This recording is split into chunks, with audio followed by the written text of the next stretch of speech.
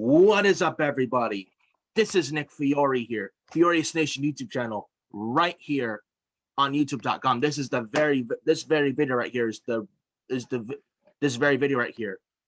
The preview and predictions for NXT Takeover, Stand and Deliver, Night 1 and Night 2. The preview predictions for that, ladies and gentlemen, and folks. One thing I gotta say, joining me here as a guest, he is making his debut right here in the Furious Nation YouTube channel, right here on YouTube.com. A good friend of mine, has a good mind for pro wrestling. We've been friends for quite a while. He's part of the Shove It Squad Twitter group chat. He's a very good guy, very nice guy, and he knows his shit about pro wrestling, etc., etc. He also has his own podcast, the CNE podcast with Escobar. Really good stuff over there. Highly recommend checking them out. And this man is making this good friend of mine is making his debut on the Furious Nation channel. First time debut on the Furious Nation YouTube channel. Ladies and gentlemen, welcome Cameron. How are you doing, Cameron? I'm doing good, Nick. Thank you for having me on the show, man. Thank you for having me on the show. I think Takeover is going to be a pretty good show. I think it's going to be, not pretty good show, excuse me. I think it's going to be an excellent show. It's really hard for Takeover not to be a good show. You know, out of the 6-7, I think they've been doing it for around 6-7 years. I think the first one was in 2014. Out of the years they've been doing this. That was like May 2014, where he had Adrian Neville and Tyson Kidd, which was very underrated for the NXT Championship. Of course. Would you consider Takeover a rival? Wait, would you consider Rival a Takeover? NXT Arrival back in late February 2014. Yeah, would you consider? Well, it kind of was the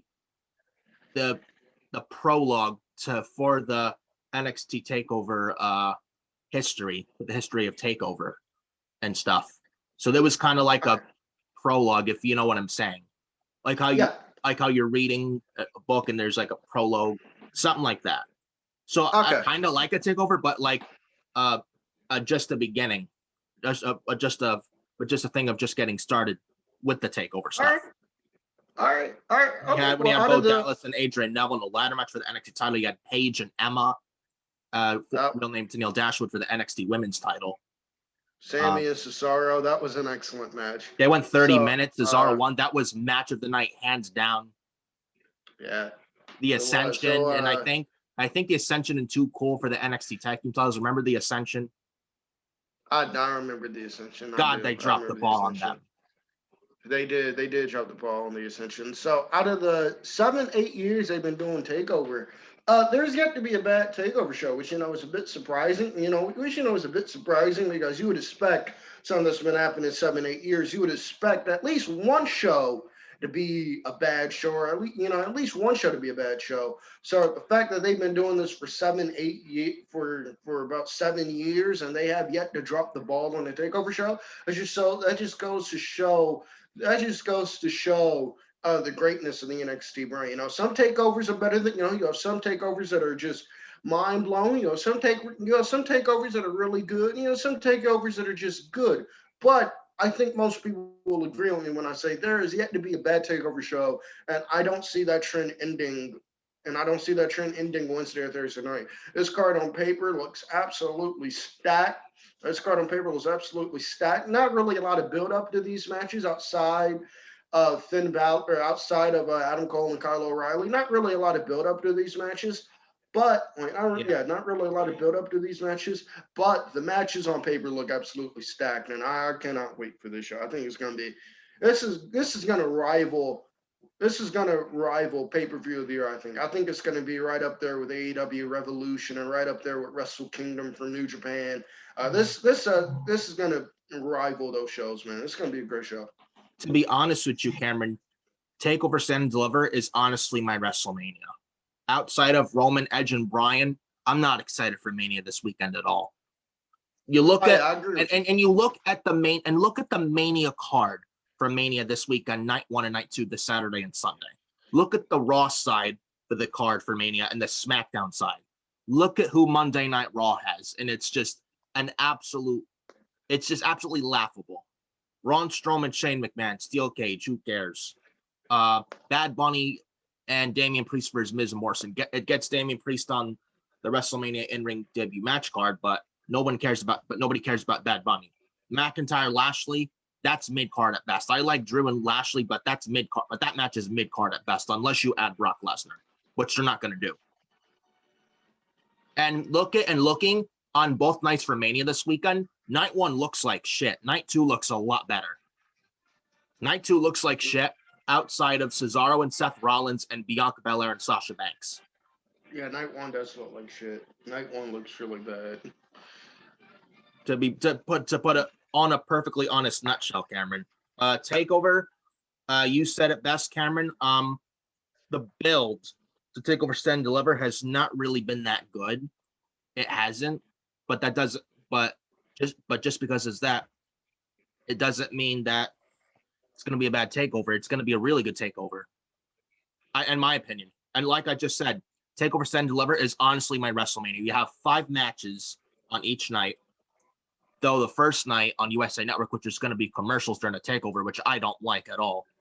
If you don't want commercials, I'm sorry I didn't cut you off, but if you don't want commercials on the takeover, night 1 of takeover is airing on Peacock. And Triple H has said with night 1 airing on Peacock, there will be no ads during takeover. So if you don't want ads during your takeover, so I'm letting you know right now, if you don't want ads during your takeover show, watch it on Peacock. And watch it on Peacock. Absolutely, this is a the great right time. genius move by Triple H. Exactly. This is a great time to sign up for Peacock, or as I call it, P-Dick, because I think Peacock sucks dick. So it's a perfect opportunity to sign up for Peacock. Adam, I know you're watching this, bro. Peacock who? Exactly. What's Peacock Perfect.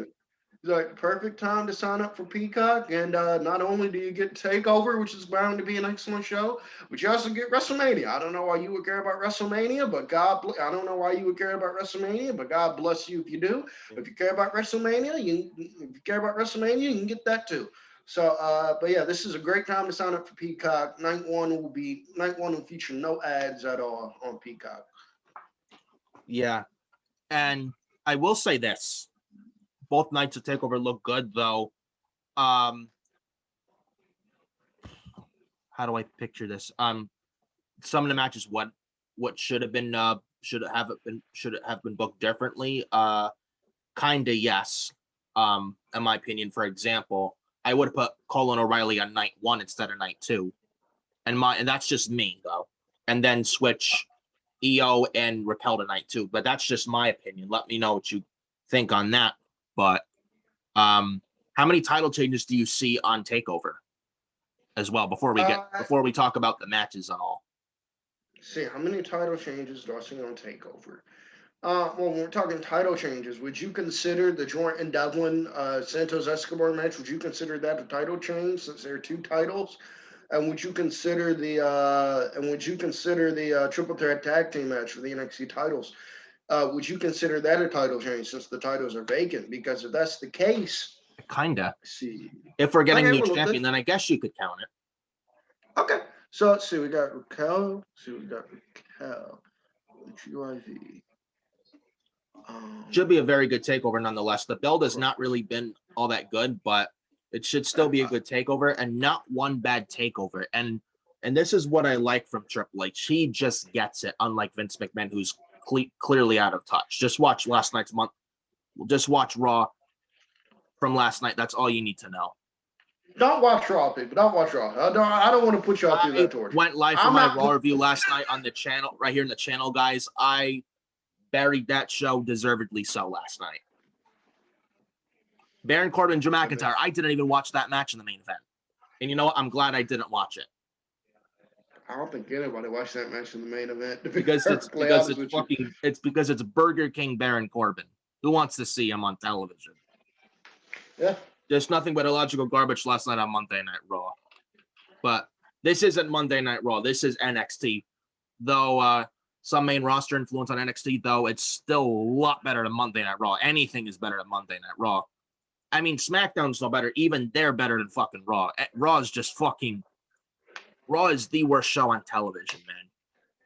When you have Raw last week got a 1.70 million viewer rating with the Raw rating from last week. You know you got a problem, big time. During Road to WrestleMania season. But this is Vince McMahon, Kevin Dunn, and Bruce Pritchard. They don't care. They don't care at all. But anyways, might as well get started with the preview predictions for Takeover Stand and Deliver Night 1 and 2. We might as well give our preview predictions for that and all. But before we get started, I want you to follow me on Twitter at FioreNick579. Follow me on Instagram at NicholasFiore2014, and follow me on Facebook at Nicholas.Fiore.31. Add me as a friend on Facebook if you like. And Cameron, where can we follow you on Twitter and etc.? Follow me on Twitter at Cam71101. I like to talk wrestling, and I like to talk wrestling in the NBA, but just be warned, if you come in my comment section with, but just be warned, if you come in my comment section with, look, I understand everybody's entitled to an opinion, but if you come in my comment section with just blatant stupidity, I'm either going to hit the mute button on you, or I'm going to block you. So, or I'm going to block you. So, so I'm going to block you. So just beware of that. But yeah, follow me on Twitter at Cam71101. And make sure you look down and listen to the CNE podcast, available on all platforms. Available on all platforms wherever podcasts are available. And you're especially going to want to subscribe today because we got because me, Escobar, got a very special show planned with a couple special guests. So you're not going to want to miss that. And with the very video here, folks, make sure you hit that like button on this video. Make sure you hit that like button if you've not done so already. Also, subscribe as well to the Furious Nation YouTube channel if you've not done so yet. Hit the bell for all notifications so you get notified whenever videos get uploaded from the channel and publicly onto YouTube. So subscribe to the Furious Nation channel on YouTube. Hit the bell for all notifications, and make sure you hit a like on this video and make sure you hit that like button on this very video, as well be really greatly appreciated. As one of my goals for this year of 2021, hit at least 50 subscribers for the Furious Nation YouTube channel right here on youtube.com. So hit that like button if you've not done so already. It will be greatly appreciated. And let's get started, man, with the preview predictions for NXT Takeover Stand and Deliver Night 1 and 2. And we'll start off with night number 1 here. Both nights have 5 matches each. Both nights. We'll start with night number 1. Oh, hold on. We'll start off with night 1, and then we'll do night 2 afterwards. So, first match for night 1. Pete Dunne versus Kushida. Non-titled, it's a regular one-on-one. The Bruiserweight Pete Dunne versus Kushida. First match of night 1. This match started when, a few weeks ago in NXT, Pete Dunne, after he defeated Jake Atlas, after he soundly defeated Jake Atlas a few weeks ago in NXT, was Pete Dunne. Pete Dunne, after he beat Jake Atlas, he said, I want any good technical wrestler to fight me. And Pete Dunne laid out the challenge. Now, I honestly thought this was going to be Tyler Bate answering the challenge. Imagine if it was Tyler Bate and Pete Dunne. Oh, yeah, that would be great. But I'm going to get to my own ideas about what I think Tyler Bate and Trent Seven should be doing. It's going to revolve around Pete Dunne. Go hit him with it, Cameron. All right. So Pete Dunne Speak to the is an match. attack. All right. So Pete Dunne, you got this faction going on with Pete Dunne, Oney Lorcan, and Danny Burch. And by the way, folks, Danny Burch is injured. He's dealing with some shoulder injuries. So I hope Danny Burch comes back. So I hope Danny Burch recovers from that, comes back quicker than ever. Because injuries suck. You don't want to see injuries happen to nobody. But I was thinking, now maybe they were thinking about doing this. Maybe they couldn't do this because you still had restrictions at the time, travel restrictions. But I would love to see British Strong Style heel in NXT with Pete Dunne, Tyler Bate, and Trent Seven. Tyler Bate, and Trent Seven. They're legitimately best friends in real life. They're legit best friends in real life, and I think it would be much needed for a faction Pete Dunne wants to rule. I would have loved. So me personally, I would have loved to see.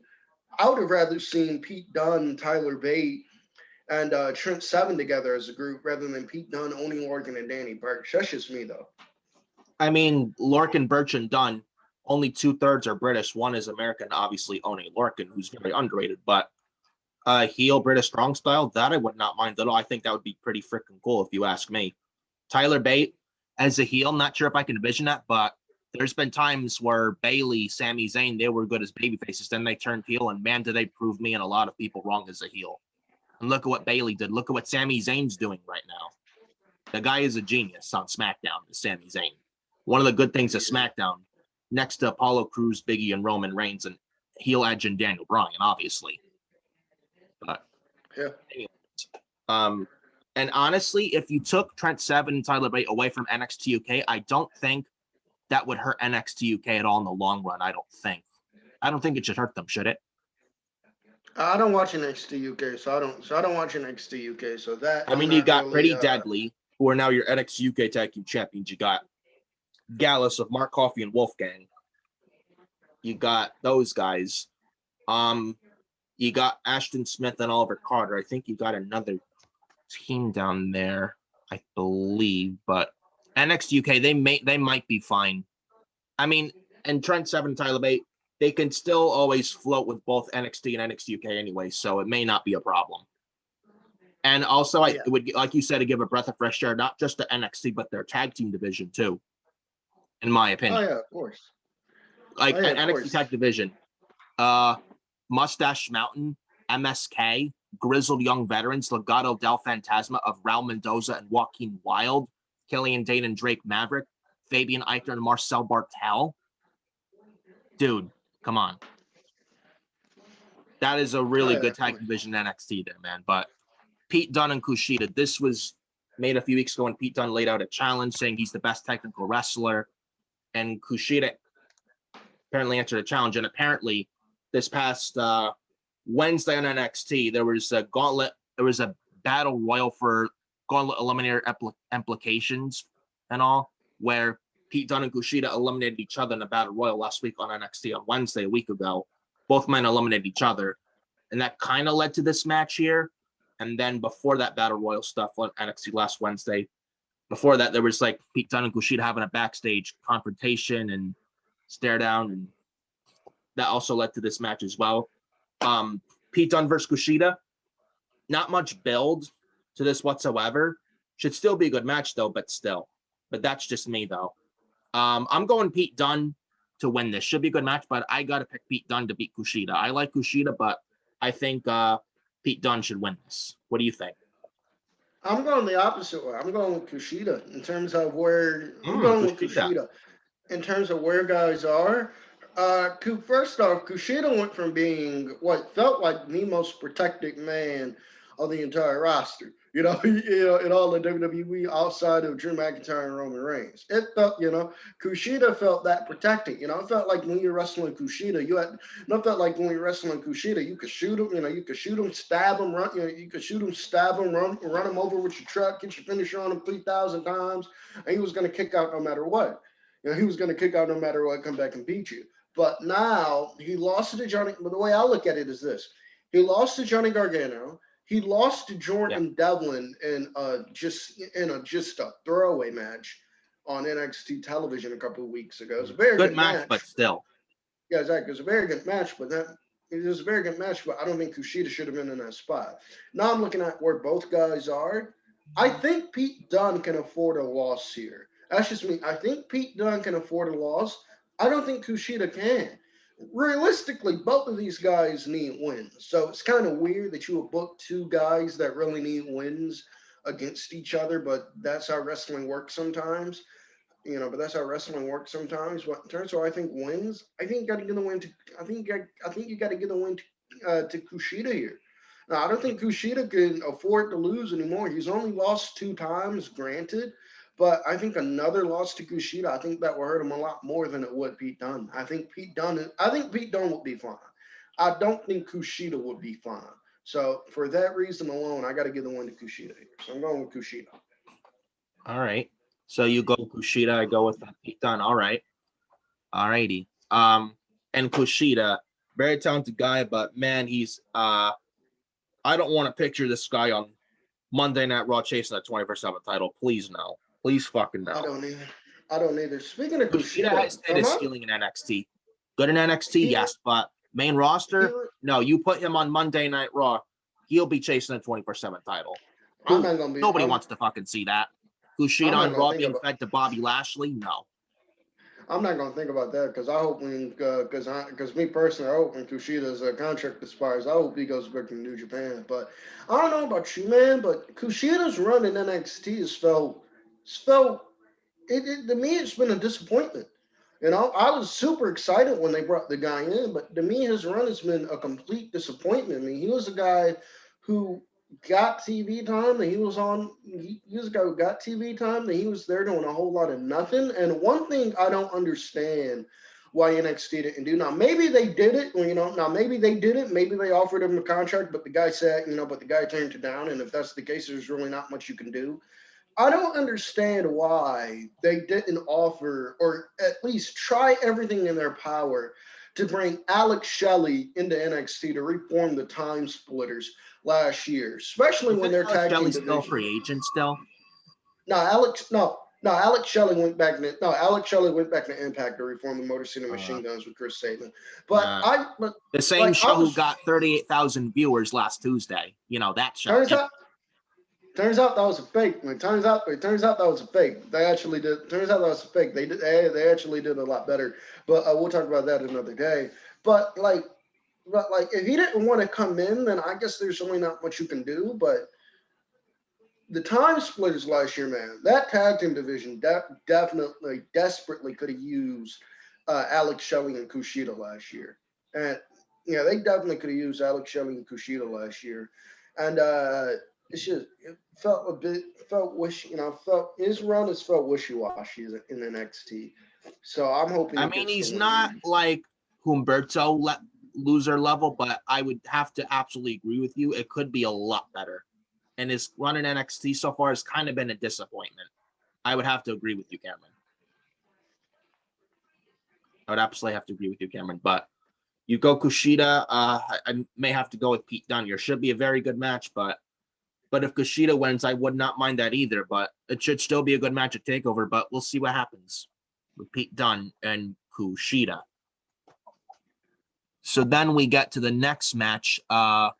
We got the gauntlet, the 6-man gauntlet eliminator match with the winner facing Johnny Gargano on night 2 Takeover for the NXT North American Championship against Mr. Johnny Wrestling, Johnny Gargano. You have for the 6-man gauntlet eliminator, Leon Ruff, Isaiah Swerve Scott, Bronson Reed, good old Cameron Grimes, going straight to the moon. I'm sorry, I just had to do that.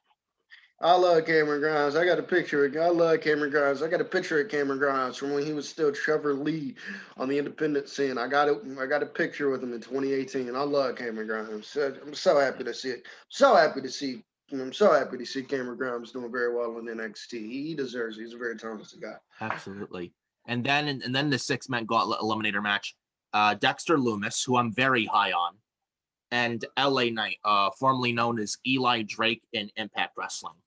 So they had this battle royal last week on NXT on Wednesday, right? This 12-man battle royal, the last 6 remaining in the ring. Whoever, then the last 6 remaining, Leon Ruff was then eliminated. He enters, the first 2 entrants for this gauntlet eliminator, entry 1, Leon Ruff, number 2, Isaiah Swerve Scott. They'll start this match. 3rd will be Bronson Reed. 4th, Cameron Grimes. 5, Dexter Lumis, and 6, LA Knight, who won the Battle Royal last week on NXT to get the 6th and last spot in the Gauntlet Eliminator and all. Leon Ruff in this match, I don't really get, to be perfectly honest with you. Isaiah Swerve Scott, fan of him.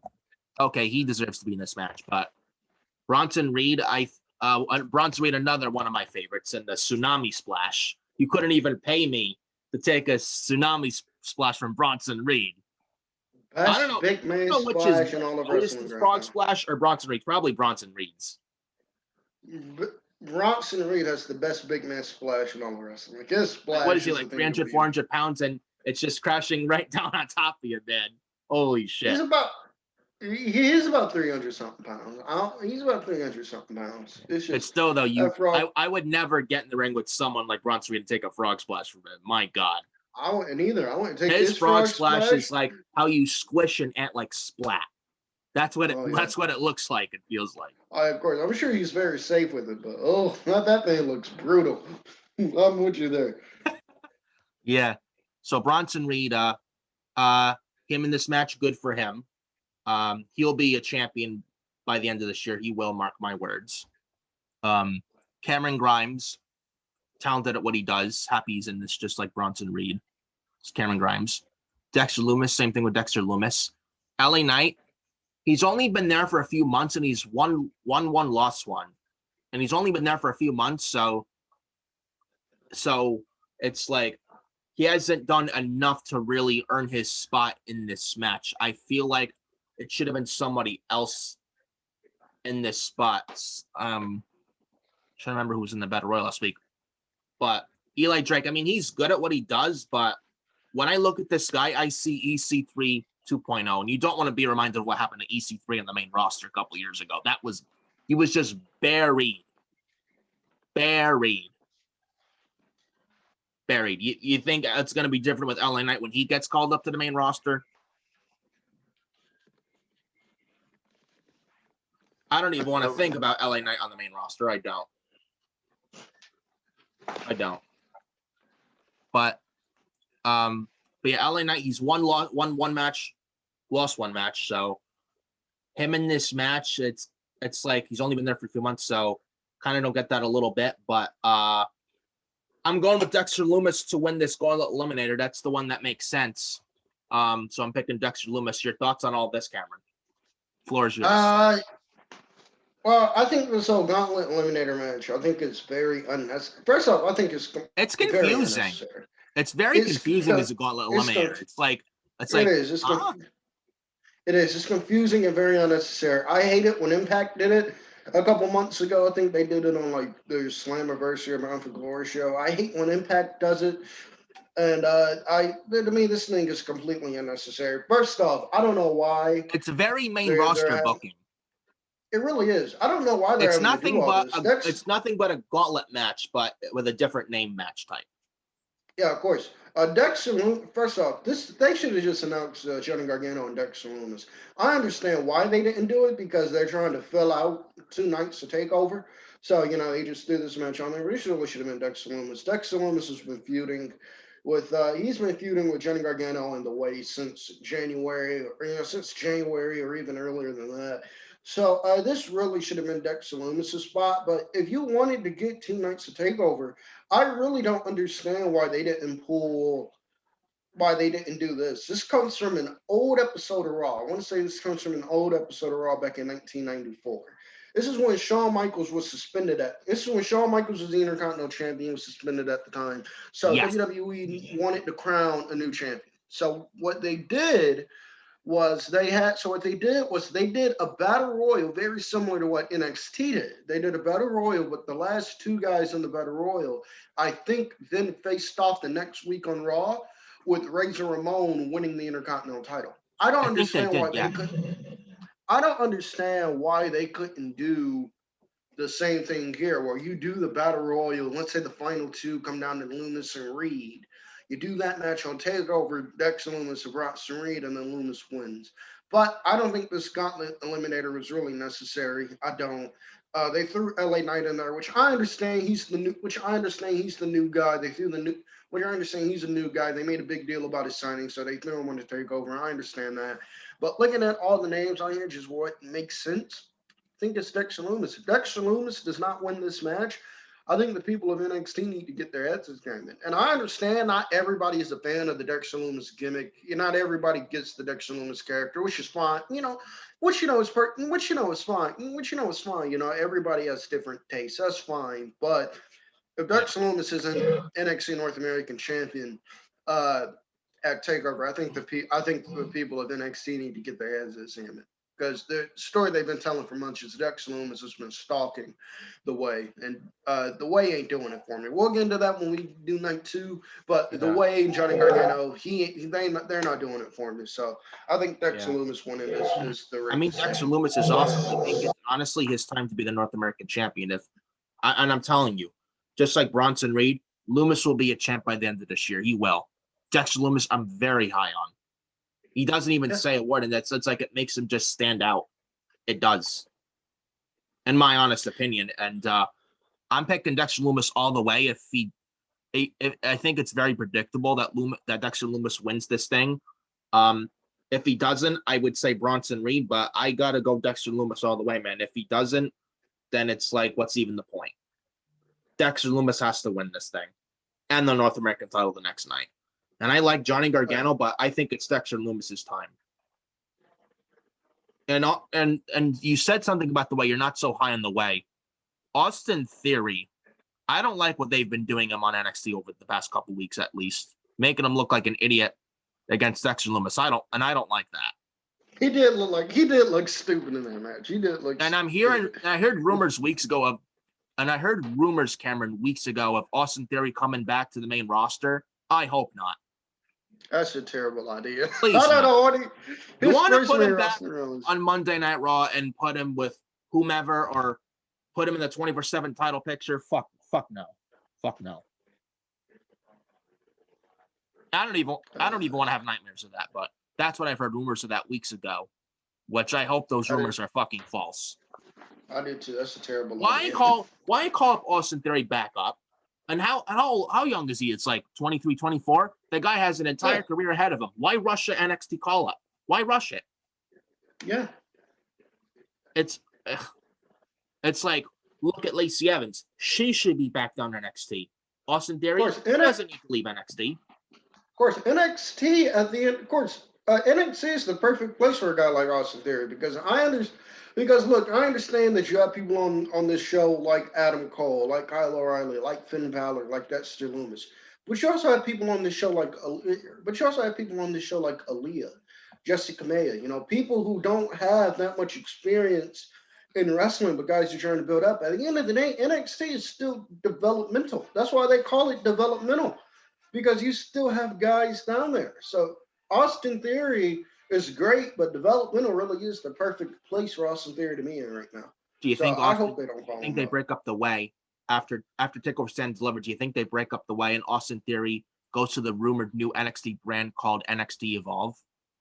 I hope they do. I hope they break up the Way. The Way ain't doing it for me. They're not. Johnny Gargano is trying his.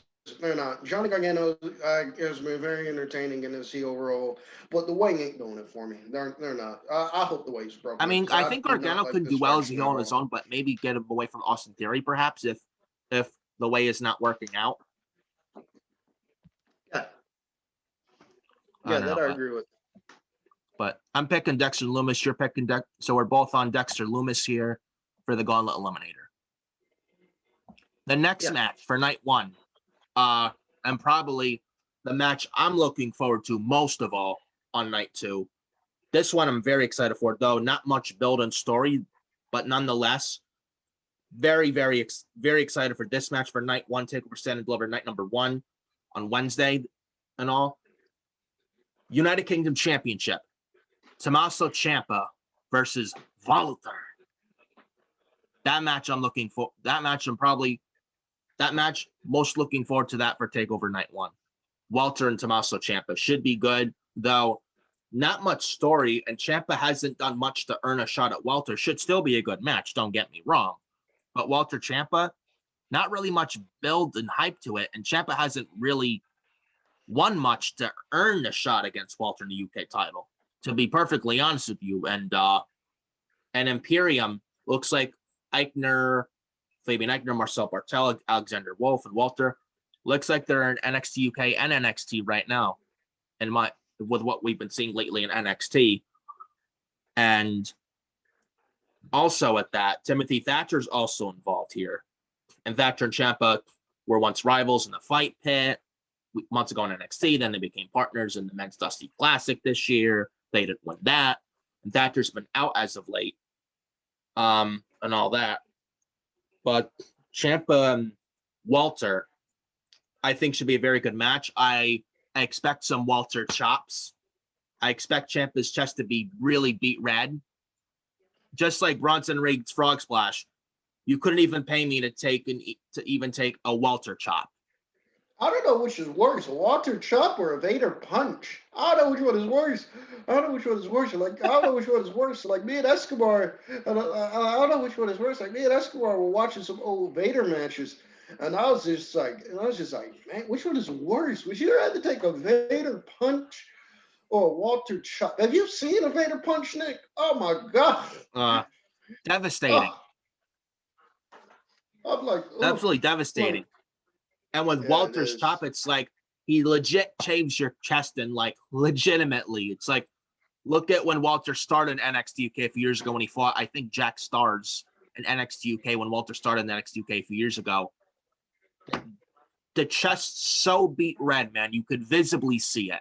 And the chop you could hear from miles and miles away, man. Holy shit. Oh, yeah. I expect the same thing with this match. There's no coincidence. I think it was at a New Japan show this year. They had an earthquake in the middle of the show.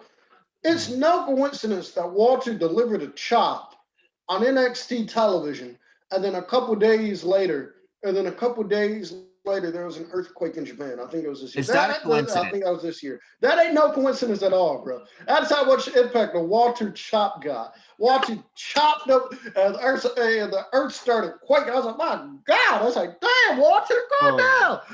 Yeah, my God. But Walter Ciampa, again, should be a good match. Who am I picking? Walter.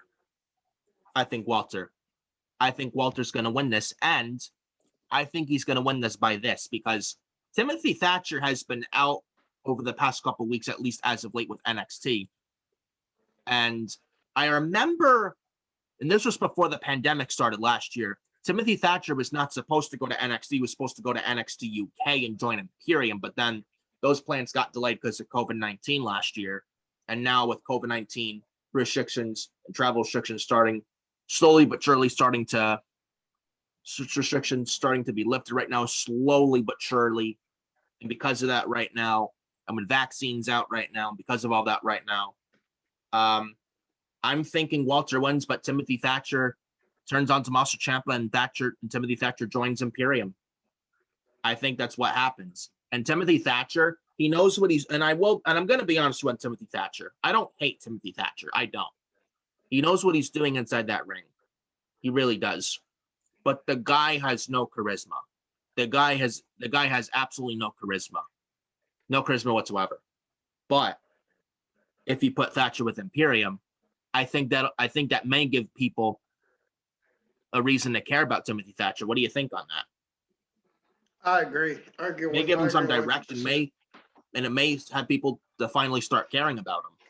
I agree 100%. I think Imperium is the best place for a guy like Timothy Thatcher. Oh, they're awesome. And I'm gonna compare Roderick Strong to Timothy Thatcher for a minute.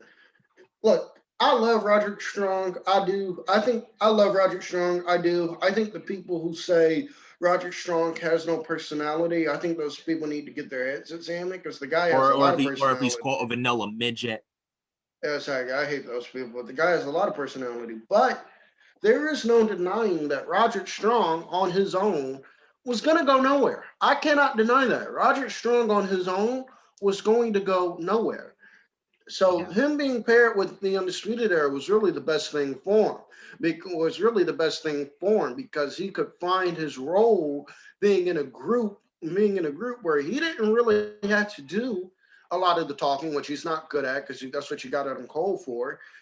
because that's what you got him called for. All he had to do was go out there and wrestle, and you had the brand. And all he had to do was go out there and wrestle, put on great matches, and you had the crutch of him being an undisputed era. I think that's something Timothy Thatcher could lean on. Because look, I love Timothy Thatcher. I do. Timothy Thatcher goes in there. Timothy Thatcher goes in there, and he looks like he's beating the absolute crap out of you. I love that out of wrestler. Wrestler goes in there, and it looks like he's beating the absolute crap out of you. He's like, I am not paying any amount of money in the world to wrestle you, because I am not going to wrestle you, because I'm not going to feel good the next day. But but a lot of people say he does not have personality, and so putting him in a group with Imperium, I think is honestly the best role for him. I think that's honestly the best role for Timothy Thatcher at this point, being paired with Imperium. And he can feed off of Walter. And like you said with Roderick Strong, Thatcher doesn't have to talk much. Walter can do the talking, and Walter's not bad on the mic either. And we all know what Walter can do in the ring. He's the ring general, and there's a reason for that. So Yeah. I think Timothy Thatcher turning on Tommaso Ciampa and joining Imperium, not only I think is not the best thing for him, but it gives Thatcher some direction, and it's like, and it gives people reason to care about Thatcher for probably for the first time since he's debuted in the company in NXT last year. Thatcher knows what he's doing in the ring, but it's like, I'll show you something. This Sharpie pen has a lot more charisma than Timothy Thatcher. Just saying. Oh yeah, of course. But it's like Timothy Thatcher is physical, but it's like, to be any champion of pro wrestling, you can have good wrestling skills, but if you can't cut a promo, you got no chance in the business. To be any champion, even in WWE, to be a world champion in WWE, you need to be able to talk and cut a decent promo. Oh yeah, of course. So yeah. I think Timothy Thatcher with Imperium's a good move, because it's like Timothy Thatcher on his own he doesn't go anywhere much on his own, but Imperium, I think it's like it's much better off for Thatcher, and I think it's going to help Thatcher in the long run, in my opinion. And it not only may give some direction for Thatcher, giving some direction for Thatcher, not only that, but for also Ciampa too. He hasn't done much in NXT lately too, to be perfectly honest, outside of wrestling Walter, but that just started very recently. I don't think he's done a whole lot memorable since the stuff with Karrion Kross, and then turning heel last fall, then turning back babyface, feuding with Thatcher for a little bit. But I don't know. What's your thoughts on that, real quick? On Ciampa, I think Ciampa is on Ciampa. I don't know if Ciampa. I agree that they're not really doing much with Ciampa, but I think that's his role. I think Ciampa's role in NXT is to be one of the faces. I just remember this guy in 2018 when he was the heel as the NXT champion. That was great. I do too. That was fantastic. I think that was fantastic. But I think Ciampa's role with NXT right now is the guy he's one of the faces of the brand, and he's basically he's one of the faces of the brand, and he's really the heart and soul of NXT. See him with Johnny Gargano. Who's Mr. NXT. If you want to throw Finn Balor in there, you can throw Finn Balor in there. But when I think of Mr. NXT, I think of Tommaso Ciampa, and I think of Johnny Gargano. So I think his role is to be the guy who's one of the faces of the brand. He's one of the elder statesmen on the brand. And his job is to help establish and work with some of the newer talent at this moment. I think that's his role. I think that's his role right now. I think we're going to eventually see Tommaso Ciampa back on top as a top player in NXT and challenging for titles. But I think right now his role is to be the elder statesman right now. So I think his role is to be the elder statesman right now in NXT. Yeah. I mean, Ciampa, there to put guys over, yes, but Ciampa, we all know one thing also about Ciampa. He doesn't want to go to the main roster. Good on him. Do you blame the guy? He even said he'd retire if he go to the main roster. You blame the guy? Tommaso Ciampa and Johnny Gargano basically told him, don't you ever call this number. I wouldn't be surprised if they got that phone number blocked. I blocked that phone number last year as soon as I went back down to NXT. Told Triple H, I look at you like, look at you tell your father-in-law, don't you look at you tell your father-in-law, don't ever call this number no more. Yeah. Don't Don't ever ever call go to this the main number no roster more. unless Triple H takes over, but but that's a conversation for another day. But anyways, but yeah, we all got Walter on the board. We both you got Walter? I got Walter. Yeah, I got Walter. All right. We both got Walter on the board to retain. I don't and on Walter, I don't think he's ever losing that NXT UK title either. Even on NXT UK Prelude against Rampage Brown, I think he's beating Rampage Brown as well the next day. The dude been NXT UK champion for like 1,000 years, but when we get he's to been Walter, UK champion for NXT for 2 years since Takeover New York when he beat Pete Dunne. Exactly. That is some commitment right there. But in terms of what I think is going to happen with Walter, I'll get into that when we do night 2. But all I'm going to say is this. I think Walter's going to be on NXT champion by the time we get the takeovers, or by the time we get the takeover SummerSlam weekend. I think by August, Walter will not only be NXT UK champion, I think he'll be NXT champion too. That's all I'm going to say right now. And that's something we'll discuss a little bit more with the night 2 and stuff for this very video right here. But we both got Walter on the board here to beat Tommaso Ciampa. Next match for night 1, triple threat tag team match for the vacant NXT tag team titles. We got the grizzled young veterans, James Drake and Liverpool's #1 Zach Gibson, who I'm very high on. Both grizzled young veterans I'm very high on, especially Zach Gibson, who's fucking awesome. I'm sorry to cut you off, but doesn't the grizzled young veterans remind you of the Revival? Don't they remind you of a British version of the Revival? Oh yeah. Yes. Don't they remind you of that? 2 guys who don't take no mess going there, beat the piss and out Zach of you. Gibson is fucking great on the microphone. That is how you play a heel. Mr. Baron Corbin, take note. Same thing with you, Miz. That's how you play a heel. Zach Gibson, as for terms of being a good heel, Zach Gibson here, Miz and Corbin, and Charlotte here. Charlotte, Miz, and Corbin are go away heat. Gibson is actual legit heel heat. Same thing with Roman Reigns and Edge. So we got the triple threat tag match, triple threat tag team match for the vacant NXT tag team titles. Grizzly Young Veterans versus MSK versus Legado del Fantasma. Should be a good match here. And this all started when Lorcan and Birch fought Cross and Balor a few weeks ago in NXT in the main event for the NXT tag team titles, which didn't make any sense. And Danny Burch got injured, which sucked. And Danny Burch injured his shoulder. Unfortunately, he's going to be out for months, which sucks. Which is unfortunate. Hopefully, Danny Burch has a speedy recovery. And now we end up with this match here. Should be a good match, but I think the original plan was Lorcan and Birch versus MSK, with MSK winning those titles, or maybe still triple threat tag match for the titles, but with Young Veterans, Lorcan and Birch and MSK. I don't know, but to be honest with you, to win the team to become the new NXT tag team champions, I like MSK. I do. If they win, I don't mind. But Legado del Fantasma, I don't think they're winning.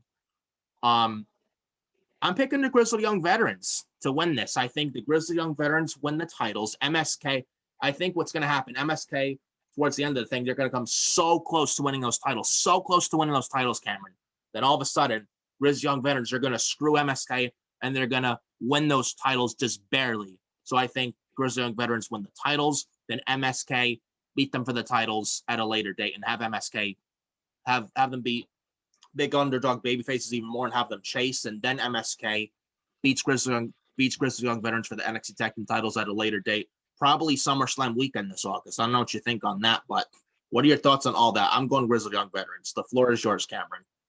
I'm going with the Grizzly. I'm going with GYV too. I'm going with Grizzly Young Veterans too. When I look at the 3 teams in this match in terms of who needs it more, what I think makes sense. I think it makes sense for GYV to win the titles. Legado del Fantasma, but they're in there as bodies. They're in there as warm bodies to take the pin.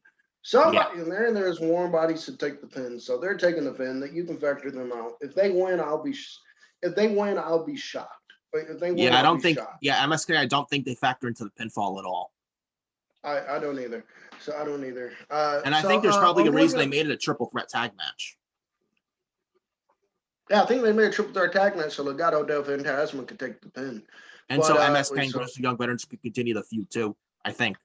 yeah, yeah, yeah, yes, yeah. So when I look at who needs this win more and what I think makes sense, I think it makes sense for the babyface tag team to chase the champion. Yes. That in Absolutely.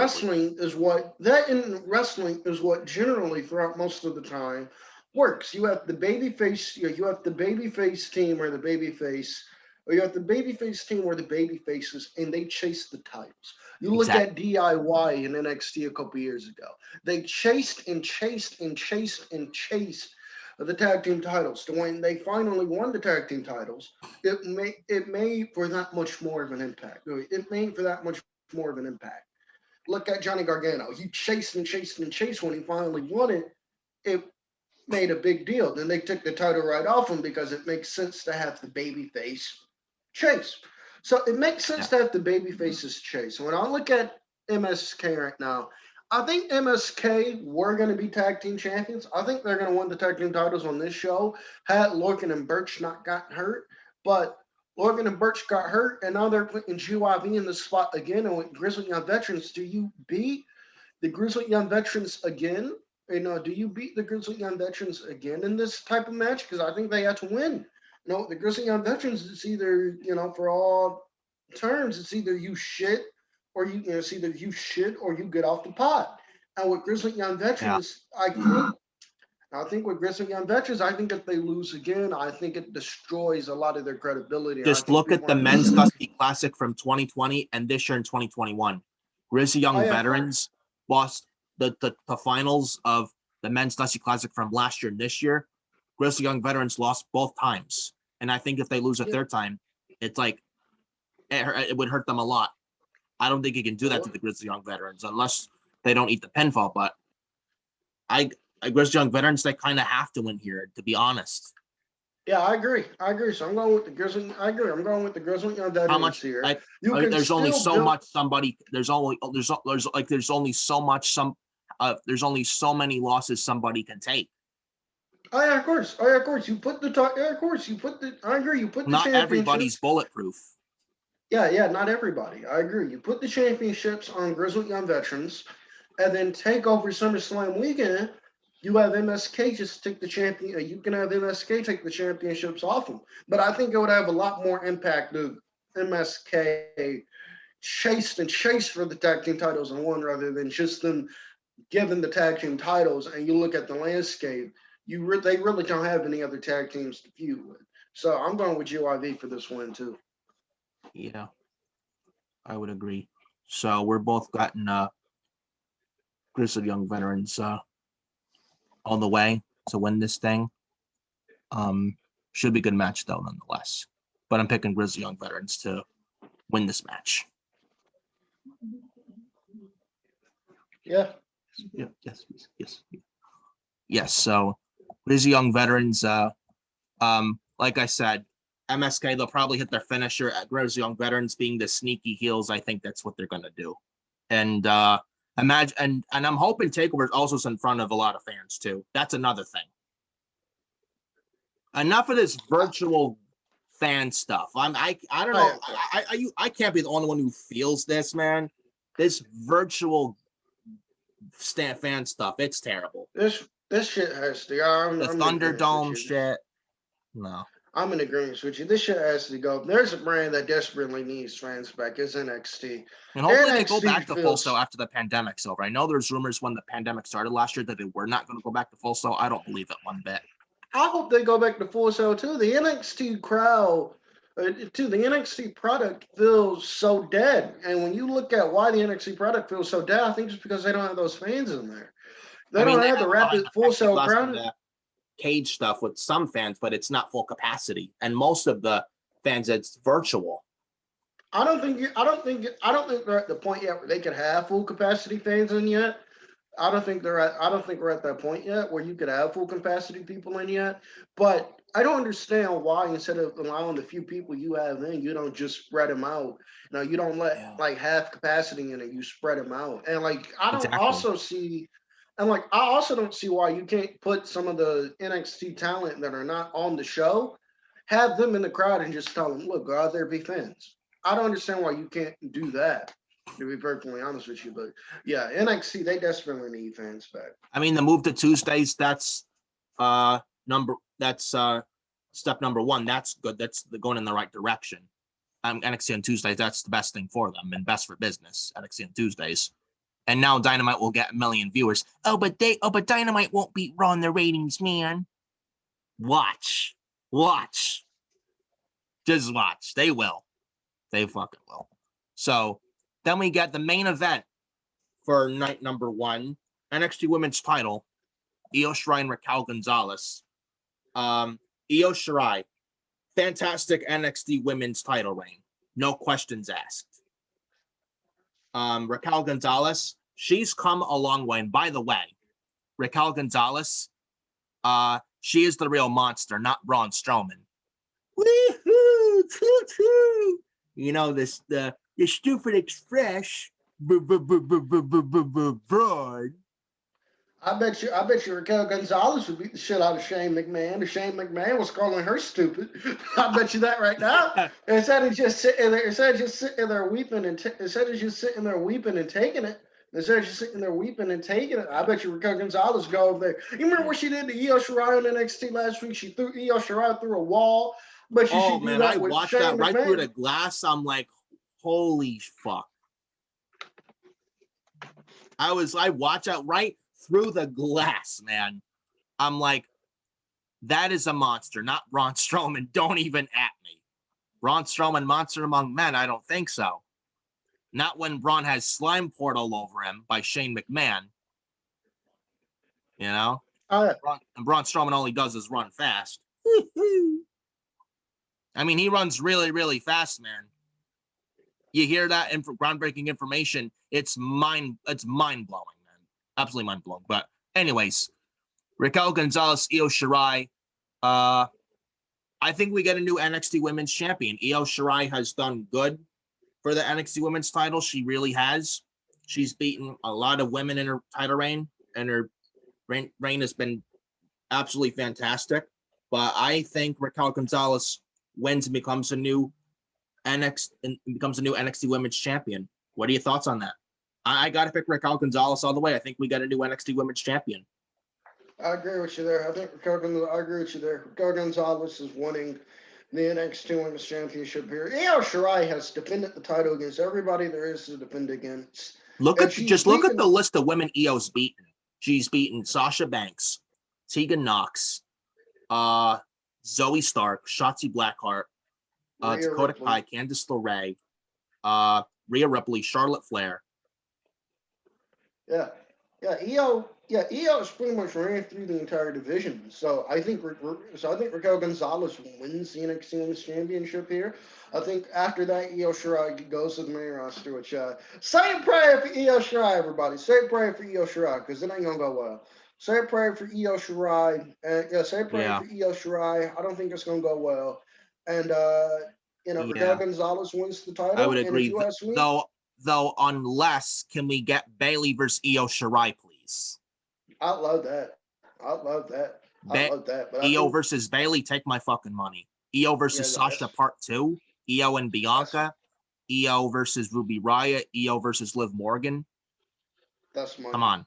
That's money right there. But I think Raquel Gonzalez wins the title, and I think Raquel Gonzalez goes babyface afterwards. If I'm perfectly Think honest so? with you. Or do Yeah, you think Raquel wins the title then at a later date? Raquel turns on Dakota, then that brings back Tegan Knox. I Because don't. remember, they have history from Takeover Portland last year. I Tegan, never Dakota, thought. and Raquel. I never thought. I did not think of that at all. You have I that never thought heel about Raquel that. and That face that could Tegan that could Knox. be something. Dakota's back as a face. You have Tegan versus Dakota, David versus Goliath with the women. And that reunites the babyface team of Tegan and Dakota. Because remember, Dakota turned on Tegan at NXT Takeover War Games 2019 in Chicago. Yeah, Dakota turned on Tegan. So the story tells itself, and I've been thinking about that, and not sure what you think about that. I've been thinking that for weeks now, actually. I did not. I never thought about that, man. I never thought about that. I like that a lot. I want to see that happen. I do. I like that a lot. I want to see that happen. And in terms of the people who are going to say it makes no sense, in terms of people who are going to say it makes no sense, it makes no sense. Look, I don't know why, but for some reason in wrestling, people turn on each other all the time. Then they come back and they make the save when their partners again. Yeah. And their partners again. We've seen this shit before, so I like that. I like that a lot. Yeah.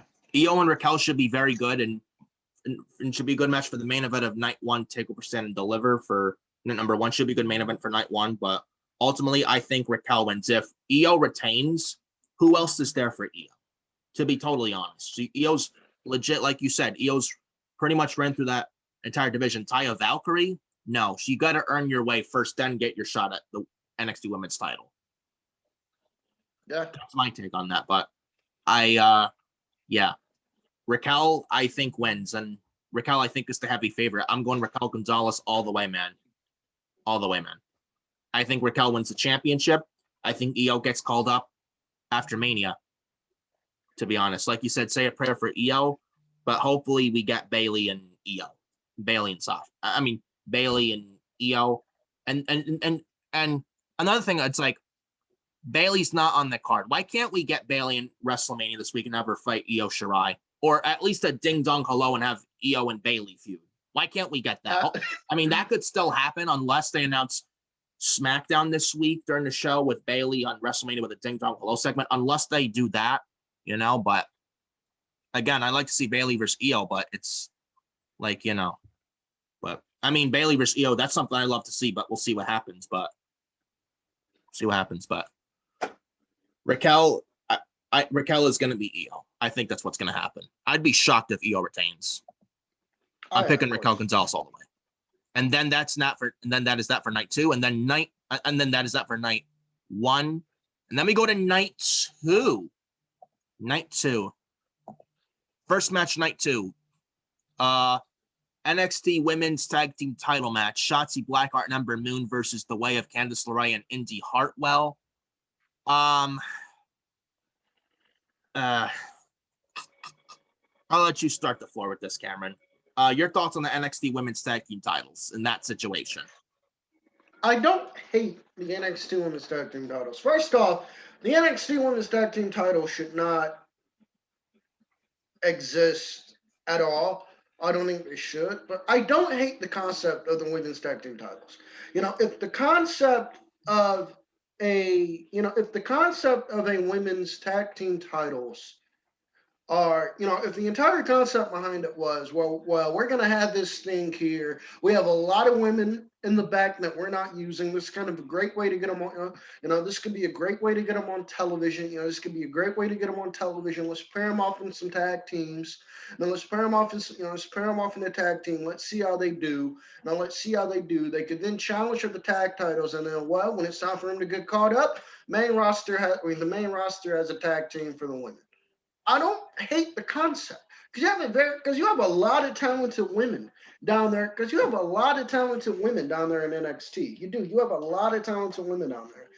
Priscilla Kelly, Elena Black, Brandy Lauren, Taya Valkyrie, who just signed, AQA, who I think is a referee down there. I think you got Duke and Shafir as well.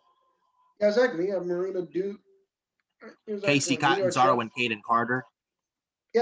Yeah, so you have a lot of talented women down there in NXT. So, yes, you have a lot of talented women down there. So the plan is to put them together, and, we're going to have them do something on NXT with the women's tag team titles. Great. I think it's a great idea. I don't hate the concept of women's tag team titles. Same thing with the main roster. I don't hate the idea of the concept of them. I just wish they were made we were made to care about them. But with the NXT Women's Tag Team titles, we're getting Shotzi and Ember against Candice and Indy. A match we've seen numerous times on NXT television. A match that we've seen numerous times on NXT television. But it hasn't been numerous times, man. It has. It's a match that Geek, we've it's seen been numerous times since exactly. we've seen that match numerous times. Exactly. It's a match that we've seen numerous times. I understand why they're doing it because there are no other tag teams in the division, but I just don't care about it. And in terms of what I think is going to happen here, I think Shotzi and Ember are going to win this match. I think It would Shotzi and Ember it would make retain. no sense for Shotzi and Ember to lose. It really wouldn't. I think having another tag team title change this soon, I think would be a disaster. You did it with Dakota and It's Raquel. not how many times you win the title, it's what you do with the title. Exactly. So I think Ember and Shotzi retain. And this whole mess started when after Raquel and Dakota won the Women's Dusty Cup this year. And then NXT a month ago, March 3rd, the women's tag team title match in NXT, Shayna Baszler and Nia Jax versus Raquel Gonzalez and Dakota Kai. Raquel and Dakota should have won those titles, to be perfectly honest with you. But who didn't want that? Vince McMahon. And why? Because Vince doesn't want Raw to get embarrassed by NXT. That's why. You'll never convince me otherwise. Yeah. You'll never ever convince me otherwise. It's like the women's tag titles on the main roster. There's no women's teams on the main roster outside of the Riot Squad of Ruby Riott and Liv Morgan, and that's about it, to be totally honest with you.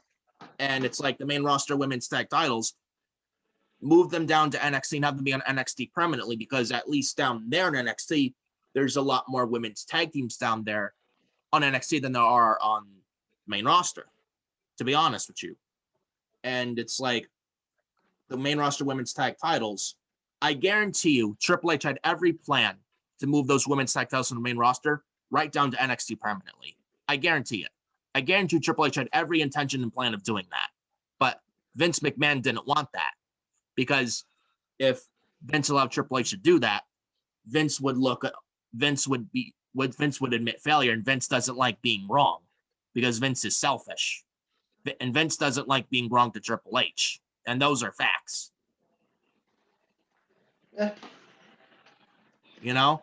It's like if an NXT team would be a Raw team, that would have made Vince look like a failure. And Vince doesn't like Vince doesn't like being looked at being a failure, especially with his shareholder meetings.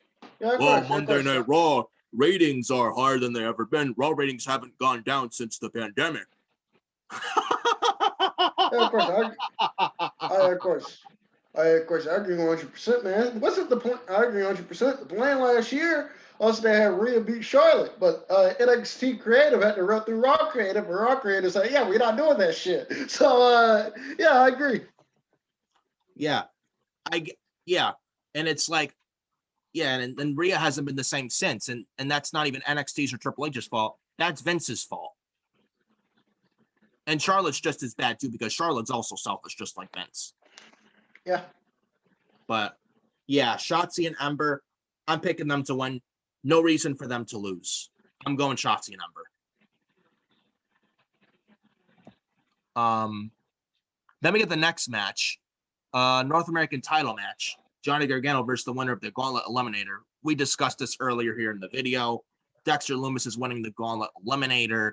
Lumis will beat Gargano. Enough said on that. Gargano, where do you see him going from here? Johnny Gargano drops the NXT North American Championship here. I think he's going to drop it to Dexter Lumis. To be honest with you, I hope Johnny Gargano goes for the NXT title. I do. I hope he does. Like, realistically, there's nothing left for Johnny Gargano to do in NXT. He's done everything there is to do down there. But Johnny Gargano has said publicly, NXT is my home. And NXT is my home. I'm never going to the main roster. That's why he's still down there. So in terms of what he does when he drops the North American Championship, I'd love to see him wrestle for the NXT title. I'd love to see that happen.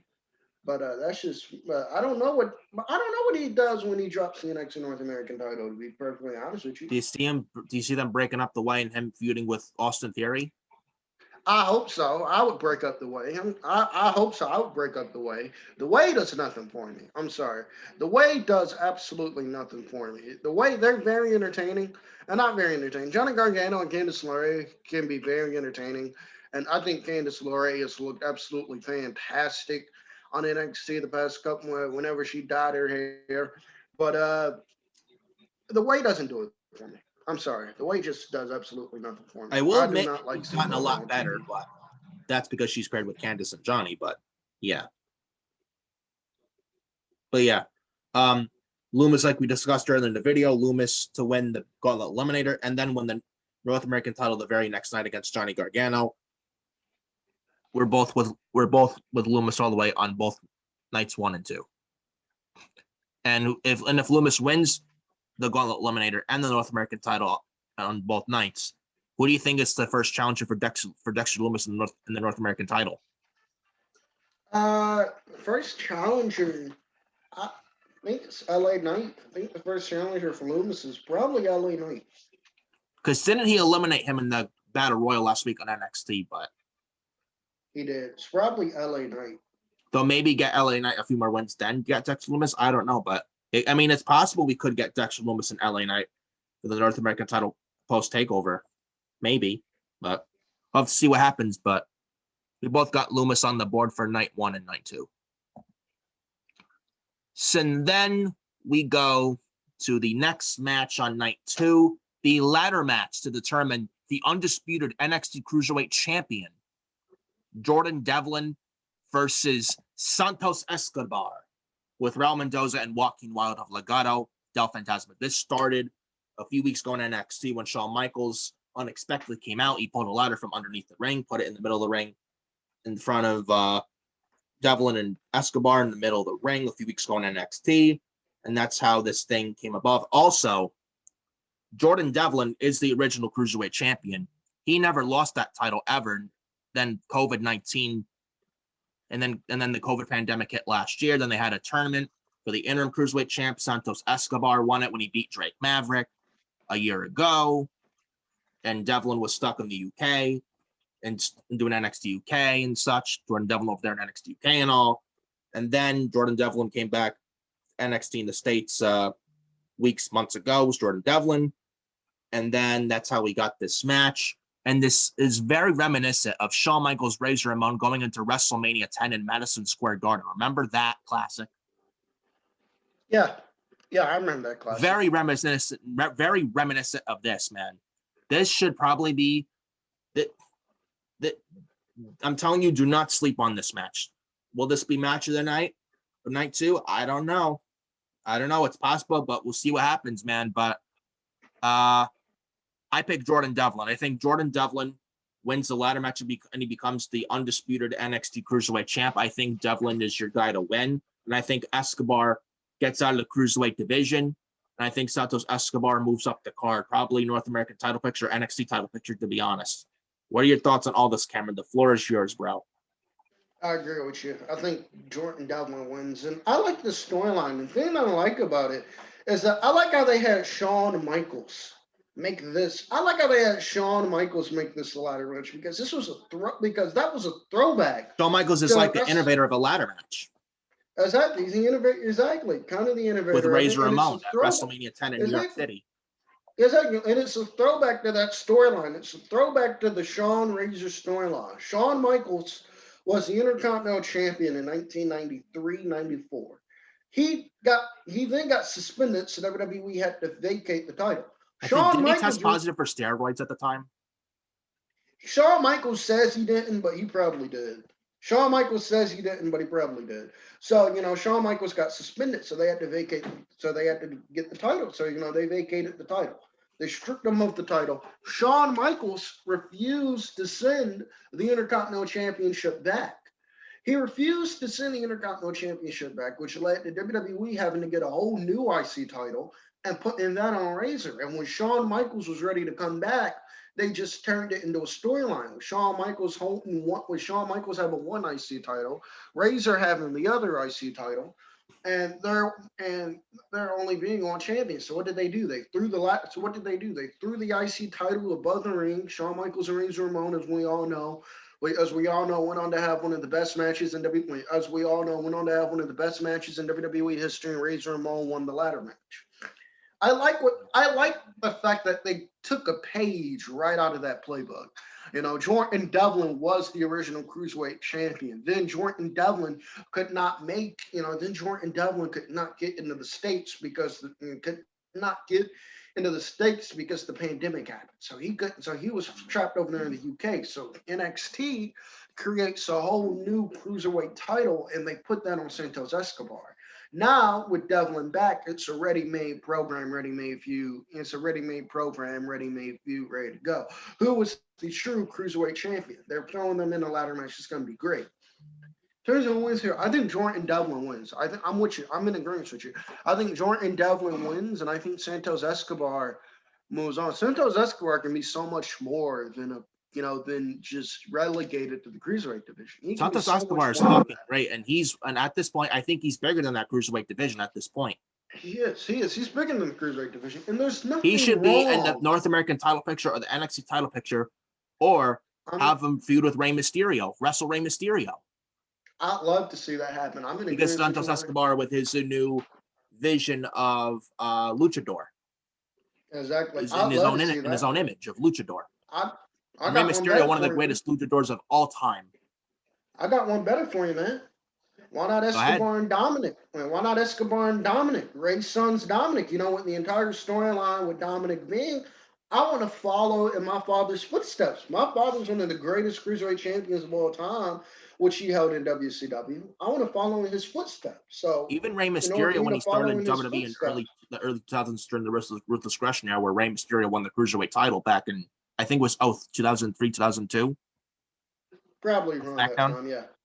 Yeah, you're probably right. Yeah, you're probably right. So I'd love to see Dominic get in there, I don't.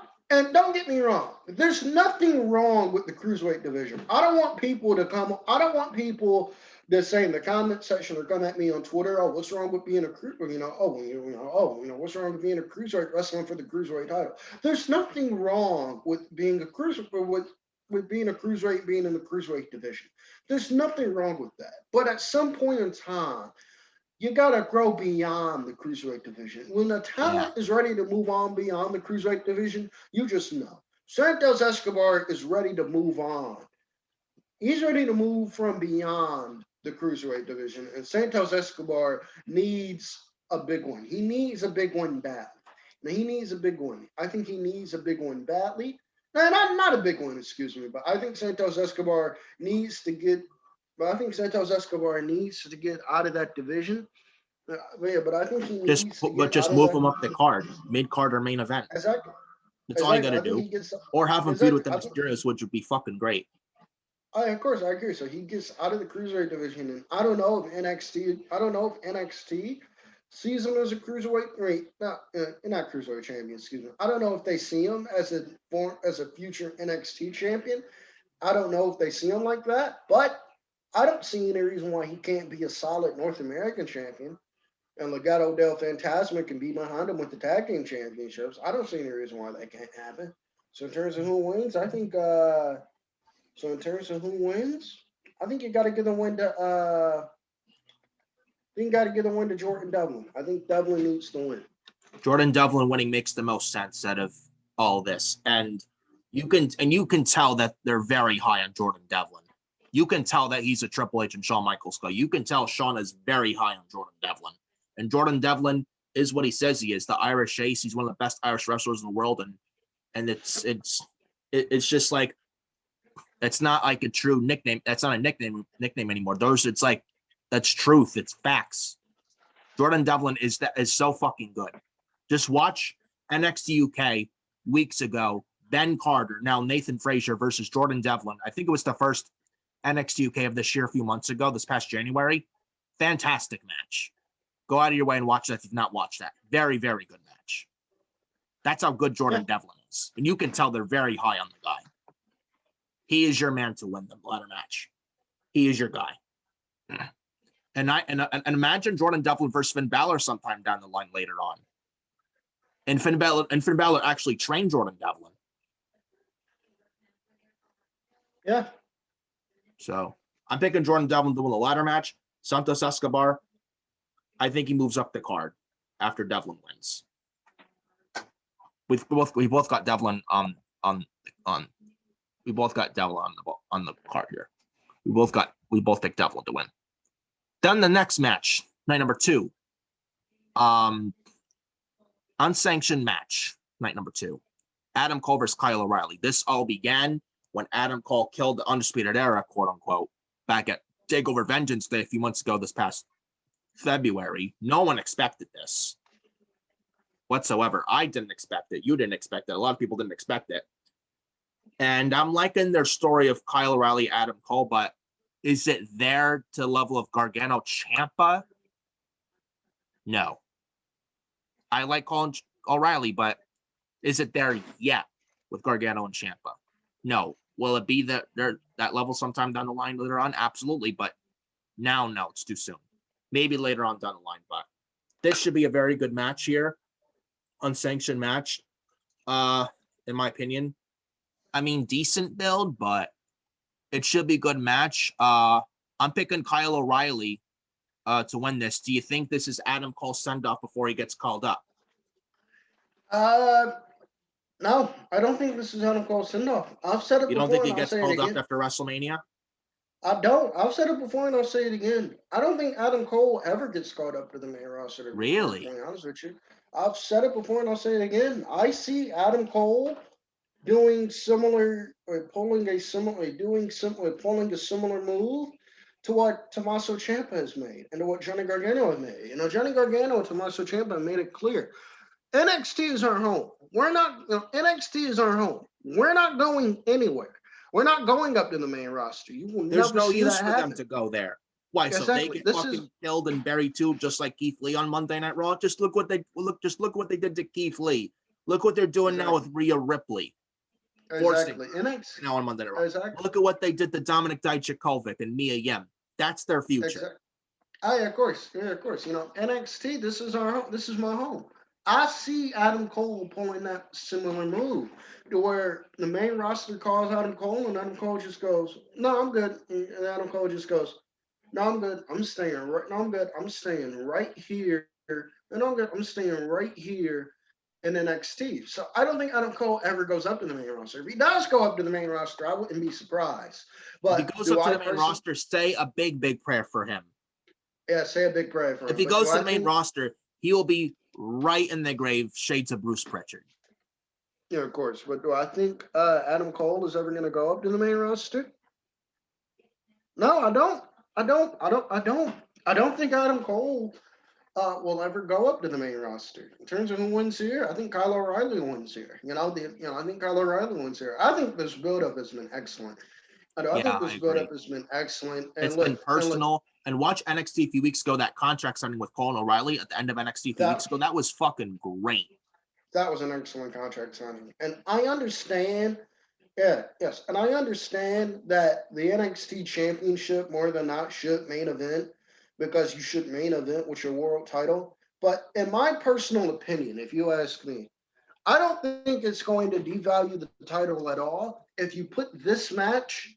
If you put the NXT title match second from the top and you have this match main event, I don't think it would harm the title at all. You know, the NXT title main events 95% of NXT takeover shows.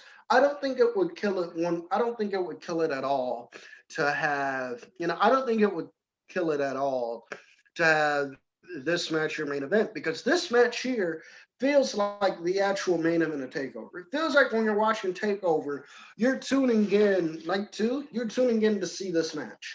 That's what it feels like. You're tuning in to see this match, and I'm always of the belief that the biggest, most anticipated match on the show should main event your pay-per-view to send your fans off happy, to send your fans off happy. If that happen, if that doesn't happen to be the world title, if the world title match is the match that people are not looking forward to the most, then so be it. Your world title doesn't main event. But to me, the build-up that this match has had, the promotion this match has had, and you look at everybody online who says, man, this build-up has been excellent, and this is the match I'm looking forward to the most, I think you got to put this match in the main event, man. I really do. And I think Kyle O'Reilly gets a big win here. The storyline of this match is that is that Adam Cole was going around saying, look, without me, the Undisputed Era would never have been a thing.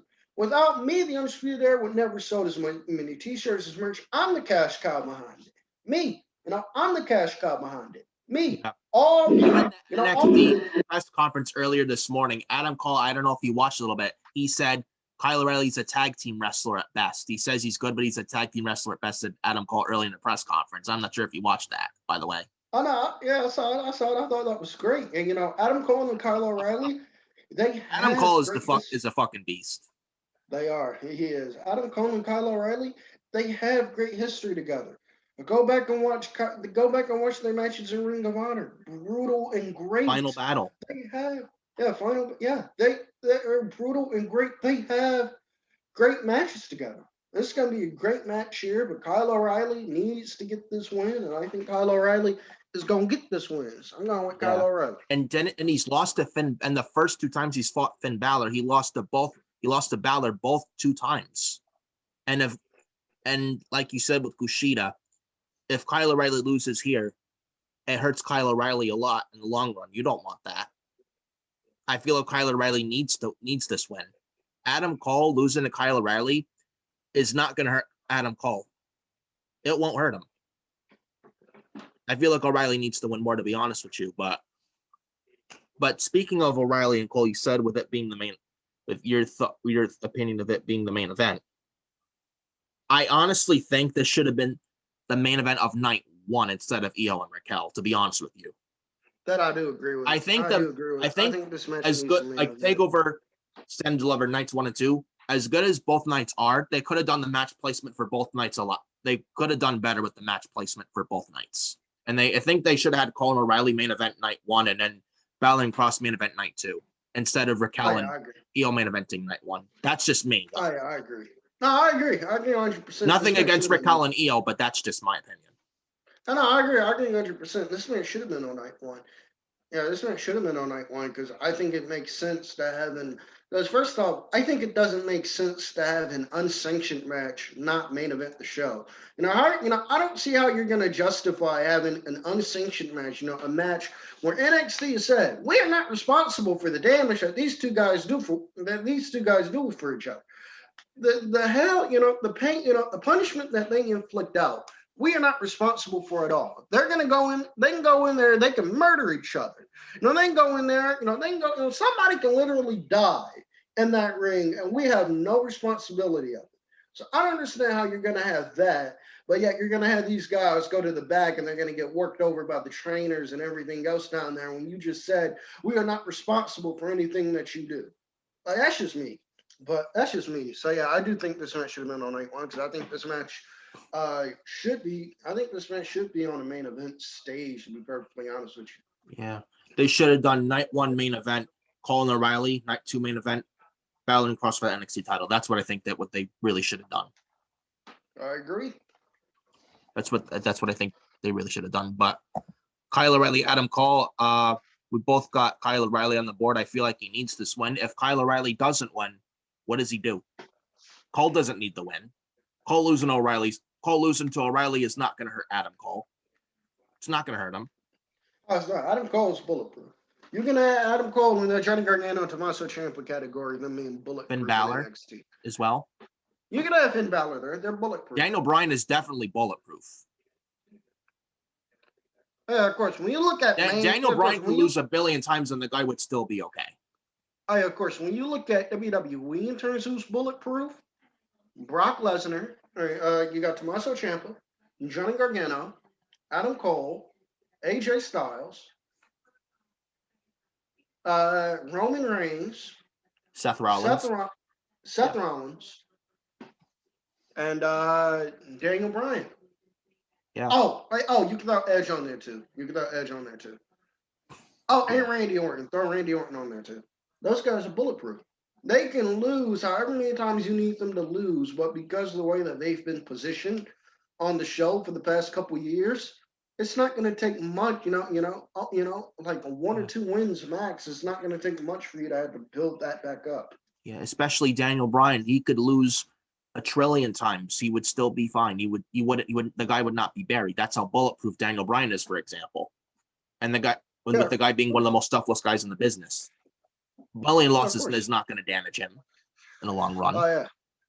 You can ask Charlotte Flair that list of people who are bulletproof, which is why she should be losing a lot more because she's bulletproof. Yeah, and and we both can't even stand Charlotte, but that's another conversation for another day. Um, but anyways, we both got Kyle O'Reilly. But anyways, we're both on the board with Kyle O'Reilly beating Adam Cole. Yep. Should be a good match, but Kyle O'Reilly, I think, should beat Adam Cole. So we both got Kyle O'Reilly on the board. And then the main event for night two, NXT Championship, Finn Balor versus Karrion Kross with Scarlett. Karrion Kross, former NXT champion, never lost the title because he injured his shoulder last summer, right after Takeover 30 last August. And Karrion Kross injured his shoulder, had to go get surgery after his match with Keith Lee last year at Takeover 30 in August of 2020 last year. So Karrion Kross, unfortunately injured, was out for months, never lost the title, had to vacate it. Finn Balor won the vacant championship by beating Adam Cole, one of the NXT Super Tuesdays last September and all. And then Karrion Kross came back December, beat Damian Priest and all. And then we get this match here. I didn't like what they did a few weeks ago with the NXT tag titles with Kross and Balor versus Lorcan and Birch. And I mean, it didn't make sense in the beginning, but I guess it made sense in the end because Kross and Scarlett were trying to lure Balor in, I guess. But I don't know, man, what you think on all that. And then I don't know what you think about this. And I don't know what you think about this also, Cameron. Now I'm trying to figure out who wins here, Balor or Kross. Also, does Balor come out as the Demon King? If Balor No, comes out as the Demon King, Balor beats Kross. If not, Kross beats Balor. What are your thoughts on all no, of this situation? Floor is yours, my bro. Go right ahead. I don't think I don't think Finn Balor comes out as the demon. I don't think we see that. Even if Finn Balor does come out as the demon, I think Karrion Kross is winning this match here. I do. I think Karrion Kross is winning the NXT title. Karrion Kross, I do. I think Karrion Kross is winning the NXT title.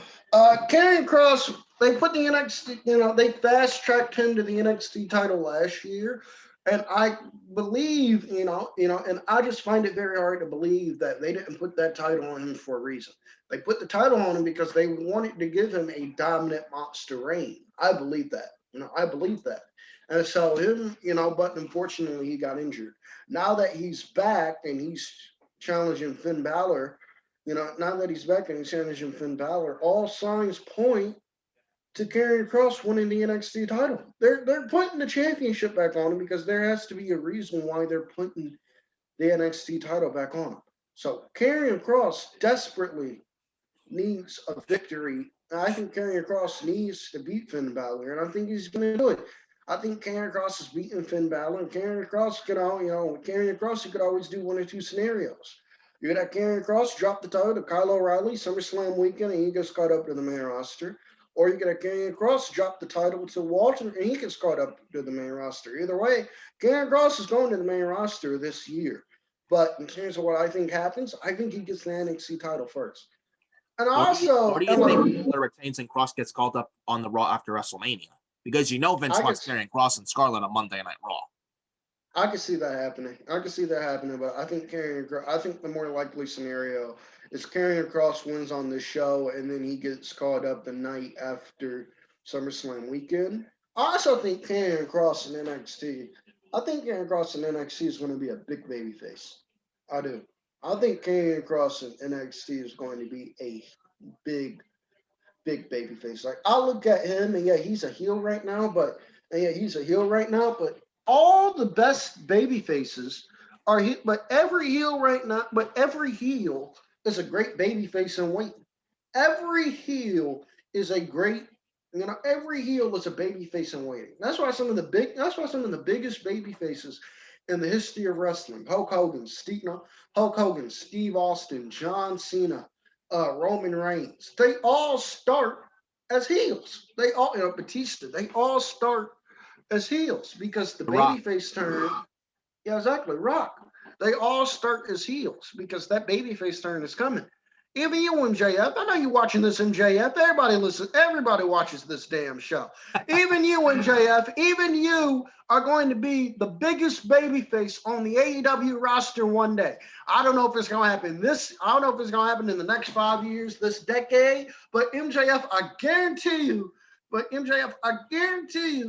One day you're going to be the biggest babyface on the AEW roster. And I see the same thing happening with Karrion Kross. I think Karrion Kross as a babyface is going to be huge. And I think the babyface turn happens with him while he's NXT champion.